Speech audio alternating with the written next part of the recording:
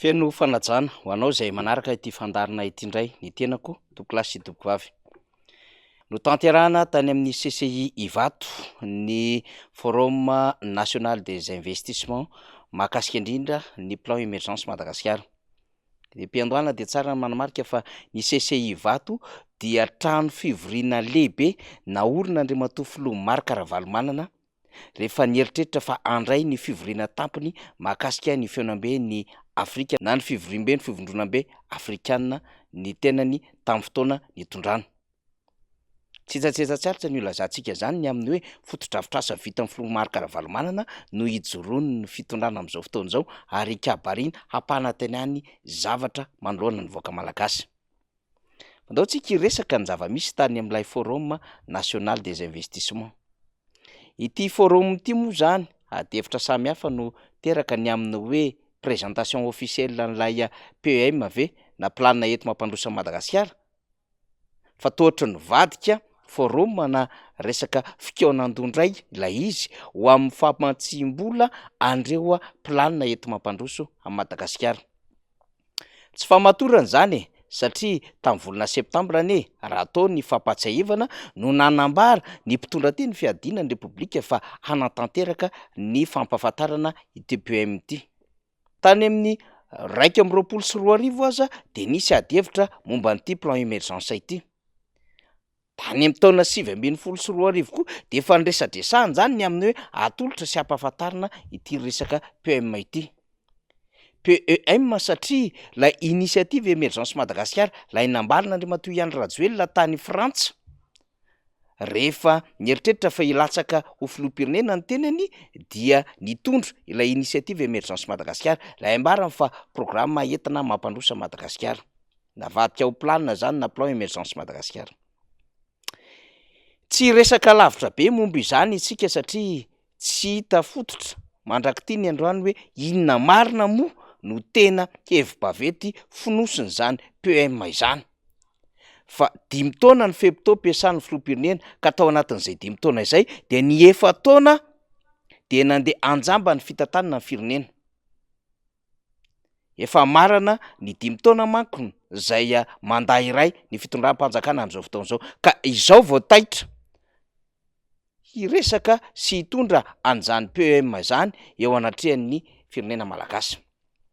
Fa rehefa nenona ilay fanazavana sy faneho-kevitra ny entin'ny filohan'ny Repoblika mikasika indrindra ny amin'ny hoe hitondra izany planina ento mampandrosa Madagasikara izany ka tamin'ny faneho-keviny rehetra mahakasika ny zavatra rehetrarehetra fahatao mikasika ny planina izay handrindrana sy hahafahana mamoaka ny Madagasikara ao anatin'izany olana sedrainy izany dia tahaka ny efa mahazatra ny sofina ny mihaino azy na teto Madagasikara na tany sehatra resam-pirenena. Namono resahany amin'izany fa ny lalana 50 000 kilomètres, ny autoroute, ny lalana Ambatondrazaka ao anatin'ny RN 44, ny resaka fizahatany, ny tontolon'ny angovo, mahakasika indrindra ny Hermady, mahakasika ihany koa ny resaka fametrahana andreo usine samihafa. Tsy vaovao any sofiny rehetra mihaino any Andry Rajoelina miresaka an'izany. Tsy manakambara raha teo izy raha tsy manodidina an'ireo sujet ireo ary tao anatin'ny 4 taona dia saika tany ambavana litania amin'ny fitondram-panjakana ny firesahana an'ireo karazana foto-drafitrasa ireo. Ary zany ny antony nahatonga ny rehetra ny amin'ny hoe toa isan'andro dia misy fampanantenana foana ary lasa campagne permanente ny zava-misy eto Madagasikara fa tsy tapitra tamin'ny 2012 ny fampelezan-kevitra ho an'ny Andry Rajoelina fa nitohizany nandritra ny fotoana ny tantanan'ny firenena izany. Dia mbola nitoy indray zany androany teny amin'ny CCI Ivato ka nanambarany fa fomba navotana ny Hermady dia hampiditra fiaramanidina roa ny fitondram-panjakana.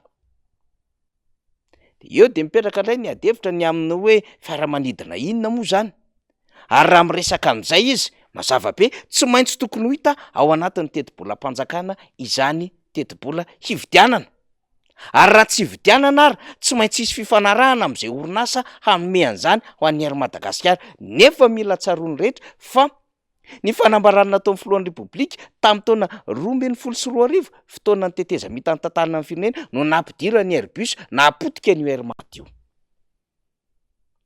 Mbola tao anatin'ny fanambarana nataon'Andriamatoa Andry Rajoelina androany ihany koa no nyresahana mikasika ny hoe misy site manodidina ny 20 any ho andray hananganany hôtely kintana 5.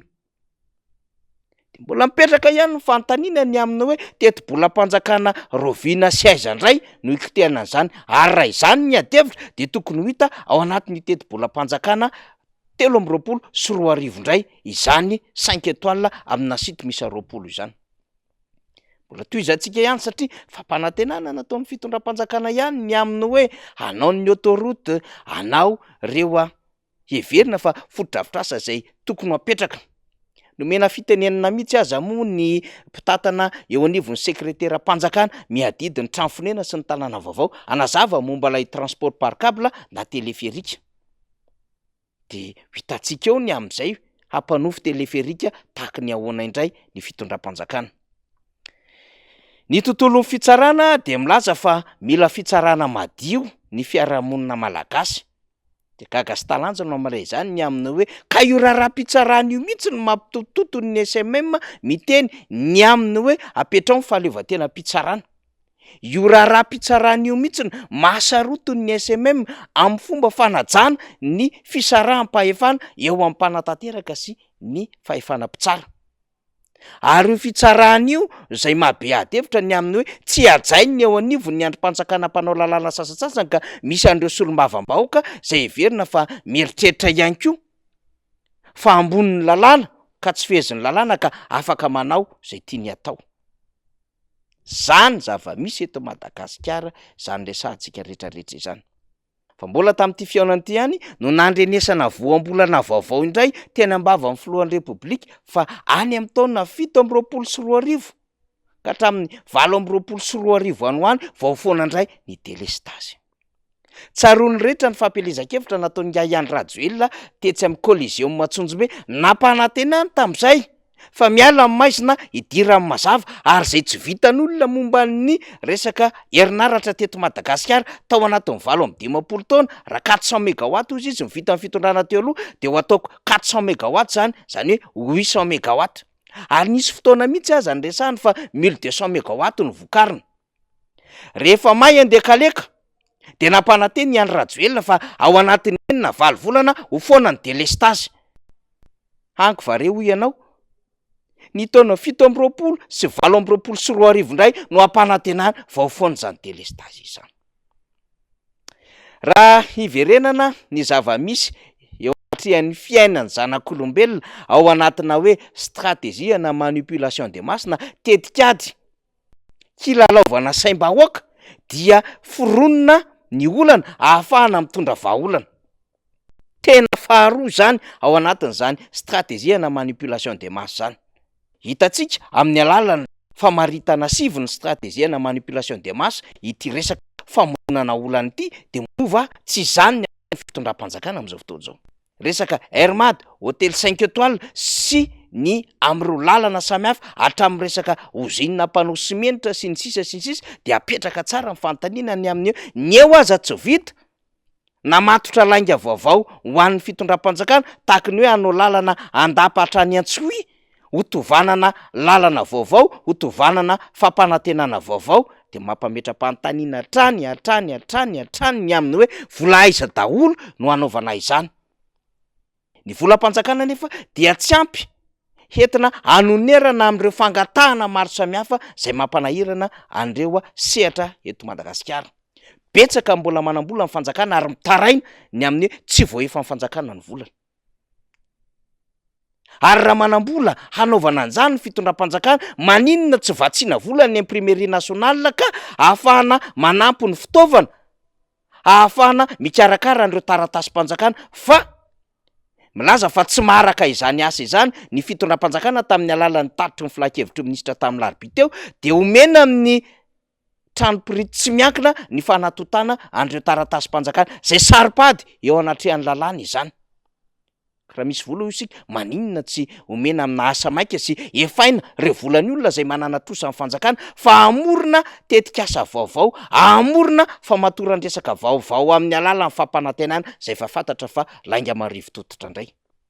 satria ve akaiky ny fifidianana 2023 de efa mieritreritra fa fampielezan-kevitra izao hatrehan'izao, ary zany moa ny tandretra ny amin'ny hoe fampielezan-kevitra mandavataona ny ataon'ny fitondram-panjakana.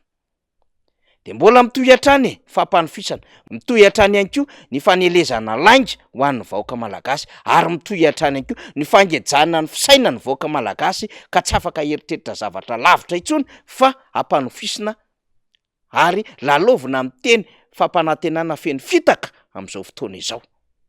Isan'andro anefa de misy olona mikarapoka amin'ny tany fanoana, isan'andro anefa de misy olona mihinana ny tsy fihinana tonga hatramin'ny fakakazo no hoanina, isan'andro anefa de misy olona misoloky mangalatra ary manapa-doha ny malagasy mitovy aminy eto sy eroa satria mahantra loatra ny malagasy. Izany tsy voadinika ao anatin'ilay forum national momba ny famatsim-bola mikasika an'ity planina eto Mampandrosa Madagasikara ity, fa mbola foto-drafitrasa sy tetikady ary tetikasa feno fampanantenana zay mifono lainga no atolotra ny vahoaka malagasy isan'andro isan'andro.